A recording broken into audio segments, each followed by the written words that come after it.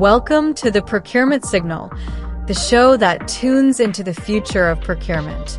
In every episode, we dive straight into how modern teams are transforming supplier relationships, elevating vendor management, tackling supplier risk, and driving real sustainability impact.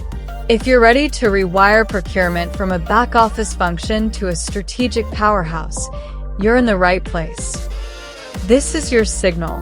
Amplify what procurement can be.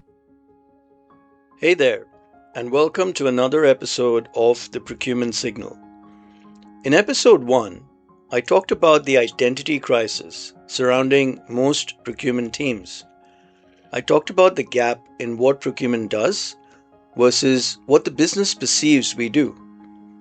In my book, Rewire Procurement, I referred to the stereotypical identities, such as the policeman, where procurement enforces its procedures without business acceptance, the clerk, where procurement serves to please, being a paper pusher, and the ghost, where procurement is practically missing until summoned in an audit for a non-conformance.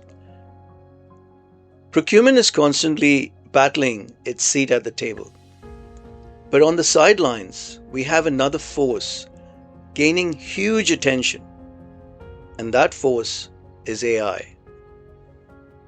I think there would be very little debate on AI's influence on procurement practices and processes, mainly in terms of productivity. The real elephant in the room is, how does AI impact jobs and procurement as a career? So, in this episode, I'm going to break down this topic in 3 parts. Part 1 is the impact of AI on procurement jobs. Part 2 is the 3 phases of AI adoption. And in part 3, I'll quickly go over some risks and opportunities AI has specifically to procurement. Stick around. This one may be a bit longer than the previous episodes, but I hope it'll be worth it.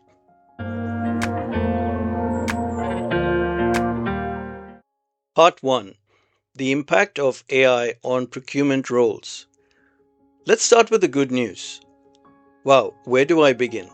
Almost every role in procurement does unnecessary admin work. Category team, doing intense searches on Google and reading news articles so they can synthesize, analyze, and add it to their category strategies. What about RFPs? How many people on an evaluation team go through individual supply responses and then manually score them in a spreadsheet to reveal the winner? And let's not forget contract reviews, going through numerous pages of commercial T's and C's, redlining them, and recording them to negotiate in your next supplier call. Well, AI pretty much smashes all of these tasks, reducing effort on such admin work in mere minutes. But let's be candid about the flip side. When AI can ingest thousands of pages of contracts or RFP documents and data and summarize its analysis to the prompt, certain job functions are going to shrink. In my view, if you are someone performing administrative tasks, such as doing pivot tables or dashboards on a spreadsheet, you provide no other value. Such roles are no longer needed.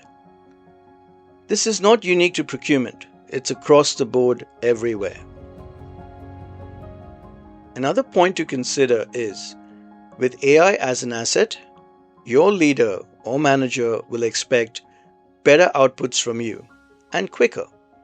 This may highlight the high performers in the team versus others, and the others will constantly feel the heat of this higher expectation.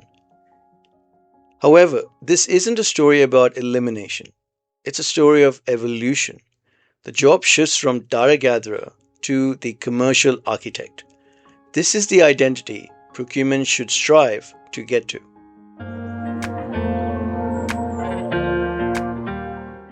Part 2. the three phases of AI adoption. So, how do we get there? If you look across the industry, most organizations are moving through three distinct phases of adoption. Phase 1 is assisted AI. Think of it as your smart assistant. It's the generative AI tool helping you draft an RFP, or a basic chatbot handling stakeholder questions about a travel policy. The human is still doing the heavy lifting in the background. Phase 2 is augmented AI. This is where the magic starts to happen. Here, machine learning models analyze complex, unstructured data to give you predictive insights. The system presents options, but the human still makes the final strategic call. And finally, we have phase 3. This is autonomous AI. In this phase, low-risk routine categories like maintenance and repairs, AI can automatically detect certain signals such as low inventory, triggering a reorder, negotiating a minor volume discount, and can execute the contract entirely on its own. Wow, this is a dream, isn't it? But I bet you can also imagine how many jobs would be lost at this phase of AI adoption. Obviously, the goal for any forward-thinking procurement team isn't to just jump into phase 3. It's to build the foundations from phase 1 and then phase 2, so you can trust the system when it's time to let go of the reins. And this could span across a number of years to adopt. Part 3. Risks and opportunities. Productivity and efficiency are the biggest opportunities for AI. There's no doubt about it. But what risks does AI possess? Well, in a world where privacy and cybersecurity are paramount, when you upload proprietary supplier pricing models or intellectual property of your organization into public AI models, you are opening up your organization to massive liabilities. Procurement leaders must work hand in hand with technology and legal to build secure, private data enclaves.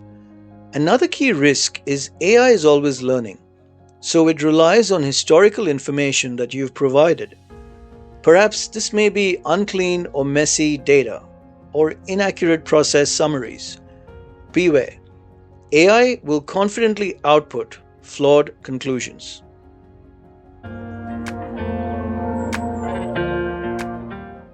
As I wrap up today's episode, here is one takeaway to take to your teams. AI is not going to replace procurement professionals, but procurement professionals who use AI will replace those who don't. Procurement's armor of soft skills in negotiation, relationship building, and having an eye out for risk management will thrive for a long time to come, at least until the whole world moves to phase 3 of AI adoption. I hope this episode was useful. I'll catch you in the next one. If you enjoyed today's episode, share it with a colleague or, even better, your leader. They'll thank you later. And that's what the Procurement Signal is here to do. Amplify the real value of procurement and help teams everywhere step into their strategic power. Please subscribe, share it with your team, and join us next time on another transformative procurement topic. Visit www.procurementsignal.com for more info. Stay curious and keep tuning into the signal.